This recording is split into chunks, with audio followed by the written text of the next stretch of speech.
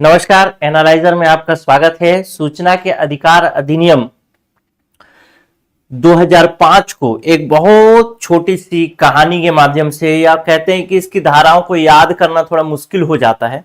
कहते हैं लोग कि धाराएं याद करना अधिनियम में एक मुश्किल टास्क होता है, तो हम कोशिश करेंगे कि इस क्लास में हम इसकी धाराओं को थोड़ा सा पढ़ने और समझने की कोशिश करें। वैसे एक कंप्लीट वीडियो नहीं है, लेकिन उसका एक ओवरव्यू है, यानी जो हमको पढ़ना है उसका ओवरव्यू है, तो उसको अब देखते हैं। सबसे पहली बात फैक्ट देखेंगे। सूचना का अधिकार अधिनियम 2005, इसको कब अधिसूचित किया गया था, अधिसूचना कब जारी की गई थी, तो 15 जून 2005 को। इसके बाद 12 अक्टूबर 2005 को पूरे भारतवर्ष में लागू हो जाता है। उस समय जम्मू कश्मीर अलग हुआ करता था, तो जम्मू कश्मीर में लागू नहीं हुआ, बाकी जगहों पे लागू हो चुका है। ठीक, लेकिन जब 370 हटा तब से जम्मू कश्मीर में भी लागू हो गया। अब चलिए इसके मुख्य तथ्य की बात करते हैं। सबसे पहला तथ्य तो यही देखें कि यह कब लागू हुआ, तो लागू हुआ 12 अक्टूबर 2005 को।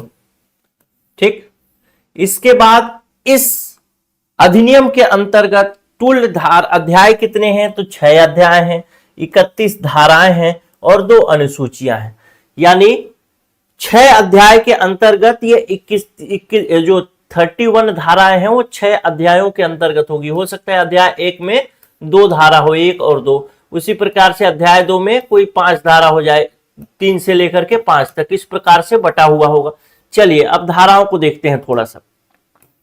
सबसे पहला अध्याय जो है, जिसको प्रारंभिक के नाम से जाना जाता है, हर अधिनियम में यही रहता है, और 2 उसके अंतर्गत मुख्य रूप से धाराएं होती हैं, जिसमें उसका संक्षिप्त नाम बताया जाता है, विस्तार बताया जाता है और कब से प्रारंभ होगा।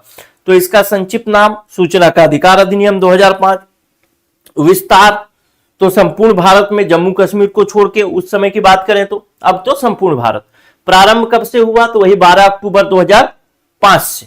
देखा हमने ये डेट 12 अक्टूबर 2005। परिभाषा, इसमें परिभाषा में क्या रहता है, परिभाषा में मुख्य रूप से सूचना के बारे में, मतलब उसके अंतर्गत जो शब्दावली प्रयोग की गई होगी इस अधिनियम के अंतर्गत, उस शब्दावली का मतलब क्या होगा। जैसे सूचना का क्या मतलब होगा, सूचना मांगने वाले का क्या मतलब होगा, लोक सूचना अधिकारी होगा उसका क्या मतलब होगा, ये सब चीजें होंगी। ठीक, अब चलते हैं अध्याय 2। तो अध्याय 1 के अंतर्गत 2 ही धाराएं। अध्याय 2 के अंतर्गत देखेंगे, अध्याय 2 का जो नाम है वह है सूचना का अधिकार और सूचना प्राधिकारियों की बाध्यताएं।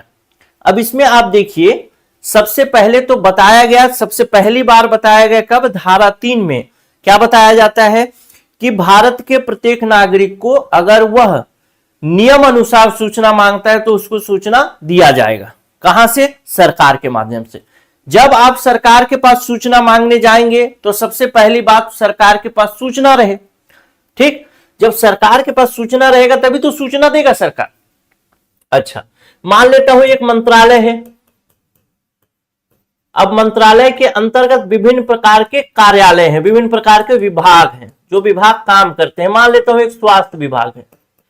ठीक, तो स्वास्थ्य विभाग से विषय से संबंधित सूचना चाहिए, तो स्वास्थ्य विभाग के पास जब आप सूचना मांगेंगे स्वास्थ्य विभाग से, तो सूचना स्वास्थ्य विभाग के पास होना चाहिए। ये तो पहली शर्त हो गई।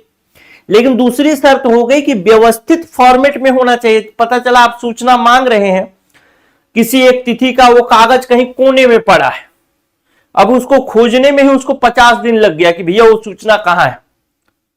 इसका मतलब यह है कि ये सूचना उस विभाग के पास हो, और दूसरी बात यह है कि वह व्यवस्थित क्रम में हो। तो उसके लिए जब सूचना कोई अधिकार दे दिया गया, इसका मतलब अब सूचना मांगेगा, सूचना मांगेगा, इसका मतलब सूचना होना चाहिए और व्यवस्थित क्रम में होना चाहिए। तो उसके लिए धारा 5 बताया, धारा 4 बताया कि लोक प्राधिकरण, यानी जो विभाग होंगे उनकी बाध्यताएं क्या होगी, वो कैसे सूचना को व्यवस्थित रूप से रखेगा ताकि हम जब भी सूचना मांगे तो सूचना मिल सके। तो देखिए, सूचना का अधिकार मिला। सूचना के अधिकार मिलने के बाद यह भी बता दिया गया कि लोक प्राधिकरण यानी विभाग जो है वो सूचना को अच्छे तरीके से रखेगा ताकि हम जब भी मांगे तो जल्दी से सूचना मिल सके। अब दूसरी बात कि सूचना को मुझे मांगना है, मान लेते हैं, तो उस विभाग में कोई एक आदमी तो होना चाहिए। जिसके पास हम सूचना मांगे, किसके पास जाके मांगे? क्लर्क के पास, जो मेन है, हेड जो बैठा है उसके पास नहीं। तो उसके लिए एक आदमी नियुक्त करना है। तो उसके लिए फिर अगली धारा की जरूरत पड़ी। सूचना व्यवस्थित हो गया, अब अगली धारा की जरूरत पड़ी कि भाई अगर दो तरीके के विभाग मुख्य रूप से भारत में है, पहला केंद्र सरकार का और दूसरा राज्य सरकार का, यानी कुछ संगठन केंद्र सरकार चलाती है, कुछ राज्य सरकार चलाती है। तो जो भी केंद्र सरकार से संबंधित सूचना होगी उसके लिए एक लोक सूचना अधिकारी बनाया जाएगा, जिसको केंद्रीय लोक सूचना अधिकारी बोलेंगे। जो राज्य सरकार से संबंधित सूचनाएं होंगी उसके लिए जो सूचना जिसके पास हम मांगेंगे उसको राज्य लोक सूचना अधिकारी बोलेंगे।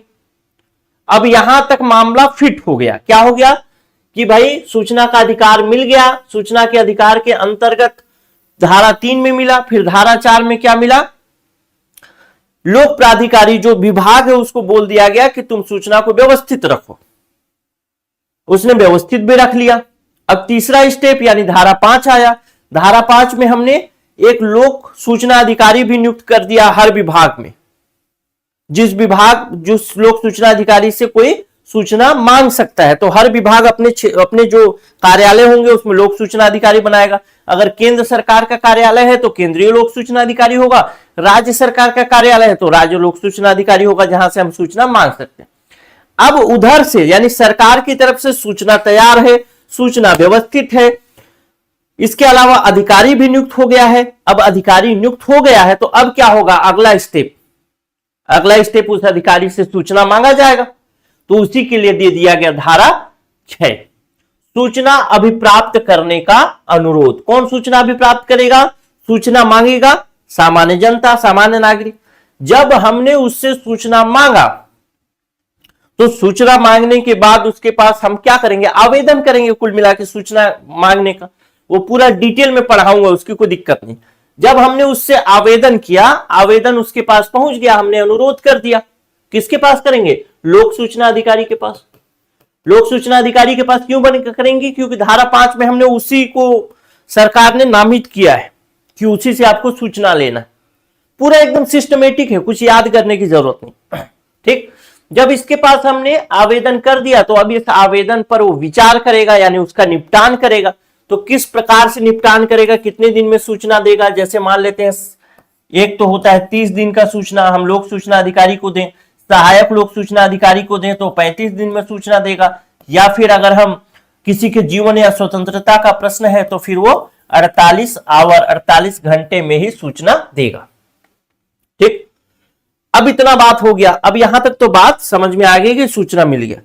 अब ऐसा भी तो होगा कि कुछ सूचनाएं सरकार अपना गोपनीय रखना चाहे, उन सूचनाओं को प्रकट ही ना करे, तो ऐसी सूचना नहीं दी जाएगी, धारा 8। ठीक, और कुछ मामले ऐसे होंगे, सूचना के ही कुछ मामले होंगे जिस पर आपको पहुंच नहीं दी जाएगी, यानी 2 धाराएं हैं जिससे सूचना नहीं दी जा सकती। एक धारा 8 है और एक धारा 9 है। इसमें जो भी बातें लिखी जाएगी, जो पॉइंट लिखे जाएंगे उस पर सूचना नहीं दी जाएगी।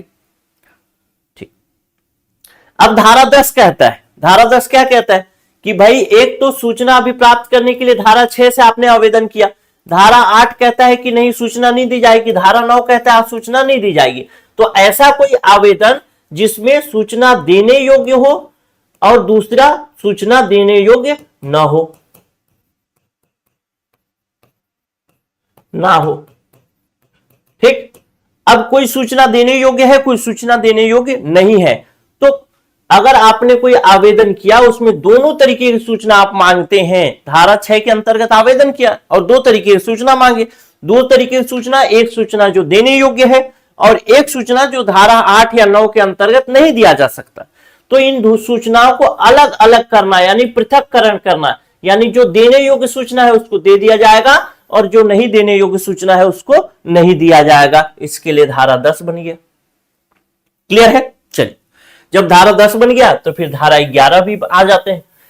धारा 11 क्या कहता है? धारा 11 बहुत आसान कहता है पर व्यक्ति सूचना, थर्ड पार्टी के बारे में सूचना।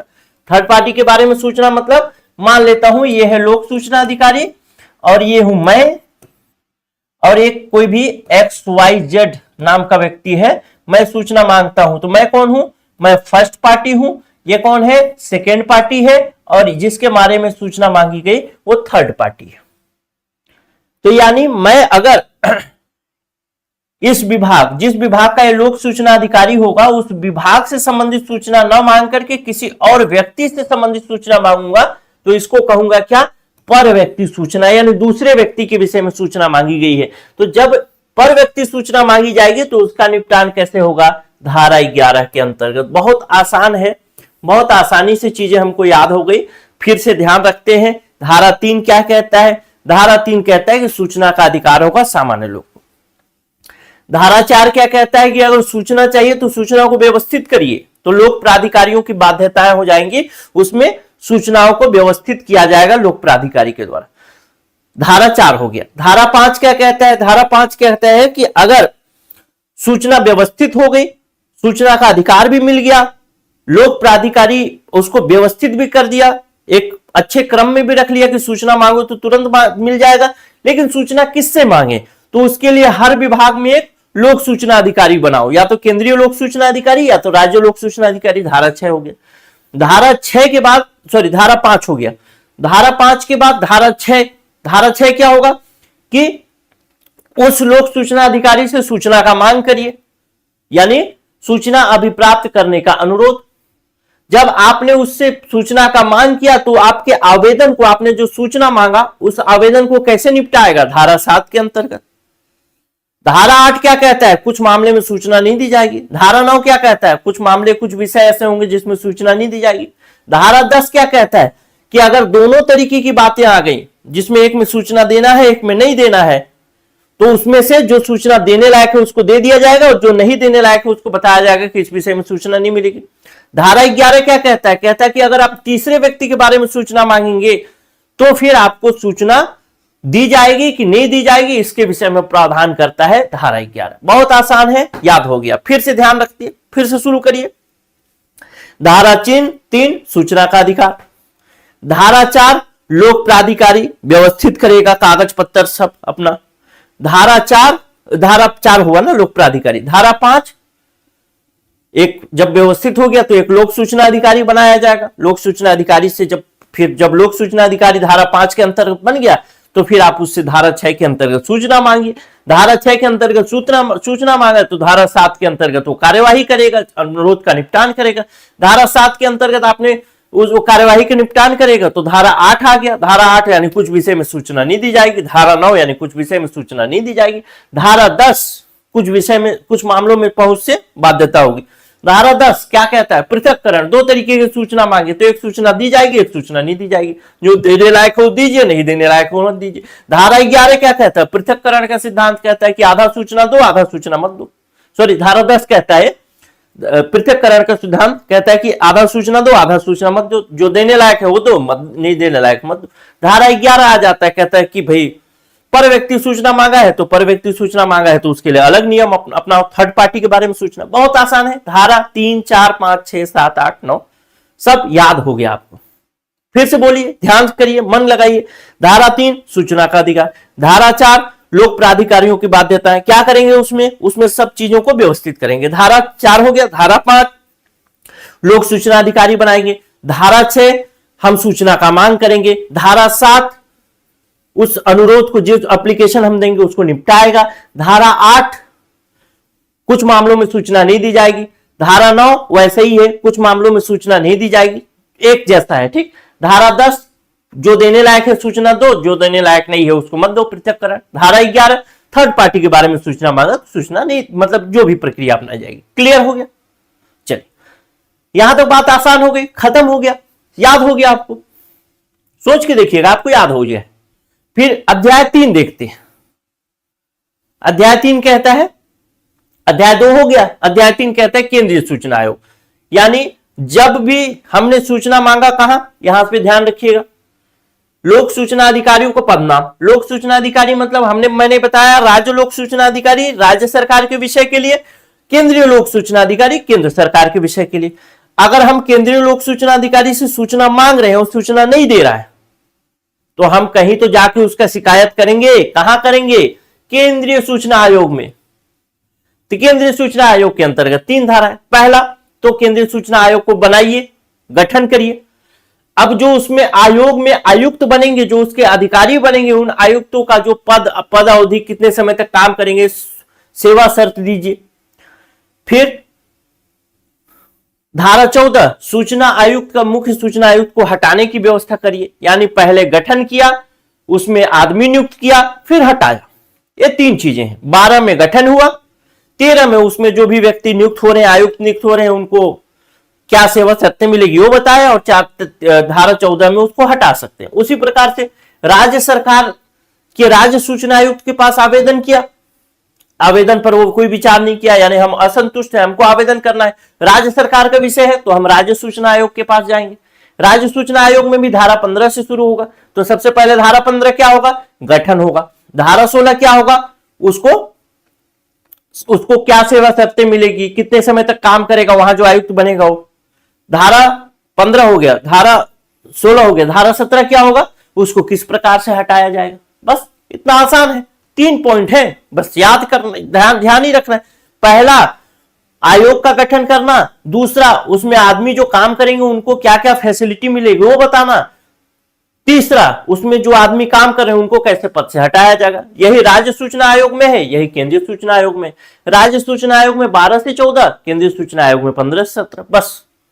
फिर अध्याय 5 आ जाता है कि सूचना आयोग की शक्तियां, कृत्य और अपील एवं शास्तियां, मतलब जो भी केंद्रीय सूचना आयोग है या राज्य सूचना आयोग है उसके पास कितनी शक्तियां होंगी, उसके क्या कार्य होंगे, धारा 18।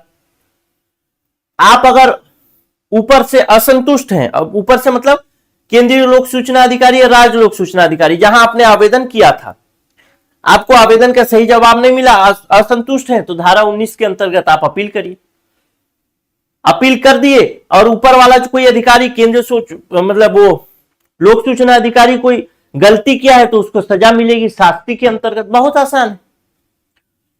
फिर प्रकीर्ण में आ जाए, प्रकीर्ण मतलब सब कुछ रहेगा, सद्भावपूर्ण कार्यवाही संरक्षण, मतलब यहां से प्रश्न बहुत कम पूछेगा आपसे, मुख्य जो है वहीं से ऊपर से ही प्रश्न पूछेगा। सद्भावपूर्ण कार्यवाही से संरक्षण, अधिनियम का अध्यारोही प्रभाव होना।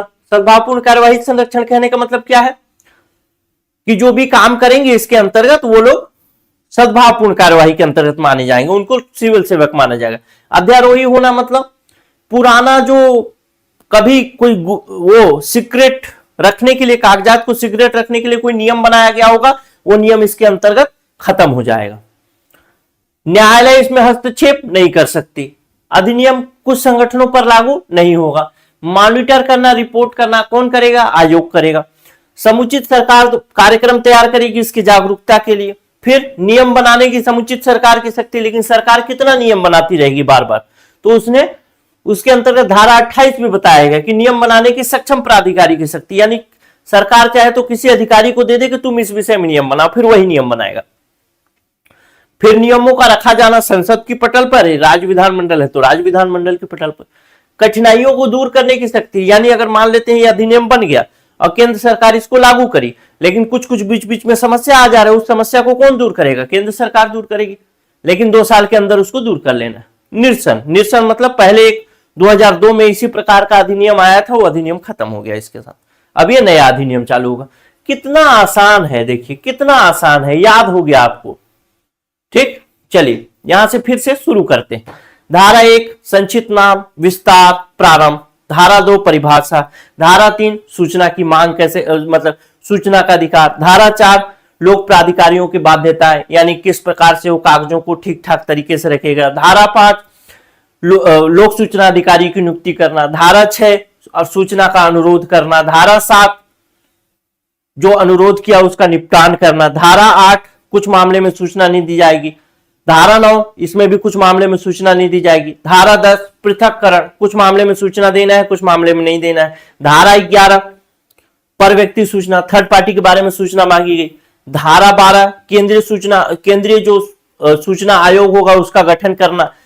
धारा 12 हो गया। धारा 13 उस आयोग का जो गठन हो रहा है उसका पद और सेवा, पदावधि कितनी होगी, सेवा शर्तें, कितना पैसा वैसा मिलेगा उसके आयुक्त को बताना।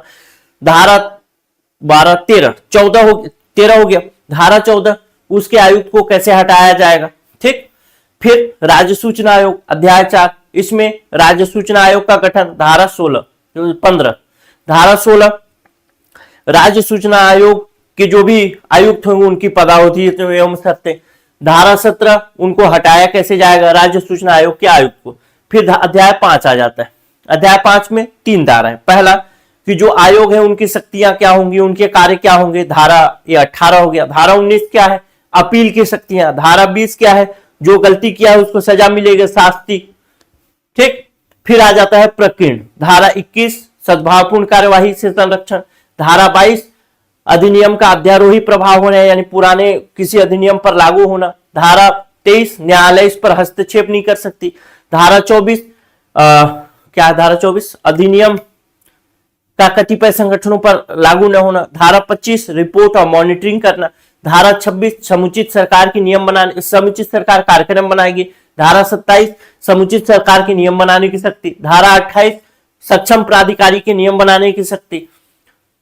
धारा 29 जो नियम बनाया है उसको संसद की पटल पे रखिए, राज्य विधानमंडल की पटल पे रखिए। धारा 30 कठिनाइयों को दूर करने की शक्ति किसके पास, केंद्र सरकार के पास होगी। धारा 31 निरसन, बहुत आसान है। फिर इसमें पहली अनुसूची है जिसमें वो दिया है शपथ ग्रहण, और दूसरी अनुसूची जिसमें कि कौन कौन से विषय पर सूचना नहीं दी जाएगी। बहुत आसान था। ठीक, चलिए बस इतना ही था, छोटा सा वीडियो था। मैं सोचा कि थोड़ा सा याद कराने का ट्रिक भी आपको दिखा दूं तो आप थोड़ा सा समझ जाए। ठीक, चलिए, और बाकी सीएमओ के लिए क्लासेस चल रही हैं तो इसके लिए आप मैसेज कर सकते हैं 9406412014 पर। और अधीक्षक के लिए भी क्लास चल रहा है, महिला एवं बाल विकास वाला अधीक्षक का जो पद आया है इसके लिए आप इसी नंबर पर व्हाट्सएप कर सकते हैं चीजों को। ये देखिए इतना जो पढ़ाया इससे बहुत ज्यादा क्वेश्चन आने की संभावना नहीं है, लेकिन आपकी संतुष्टि के लिए पढ़ा दिया, आपको याद रहेगा। लेकिन जो प्रश्न आएंगे इसके अंदर से कंसेप्ट बेस्ड प्रश्न पूछे जाते हैं, उन कंसेप्ट बेस्ड प्रश्नों को भी हम क्लास में देखेंगे। नमस्कार।